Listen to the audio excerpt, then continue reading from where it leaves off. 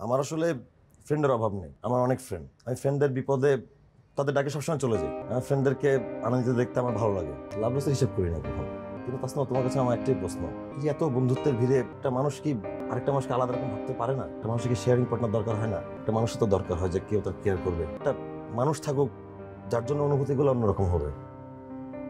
তুমি আমাকে বলো না, একটা মানুষ যদি ভালো বন্ধু হতে পারে তাহলে ভালো প্রেমিক কেন হতে পারবে না? আমি যে কেন প্রেম ভাবলাম আমি জানি না, কিন্তু তোমার ব্যাপারে আমার আগ্রহ, আমার ইমোশন, তুমি সবকিছুই জানো।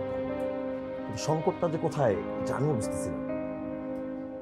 ফাইন, তোমার ফিউচার ডিসিশন, তোমার প্ল্যান থাকতে পারে, কিন্তু নিজের সাথে আসলে বোঝাপড়াটাও সহজভাবে হওয়াটা খুব জরুরি।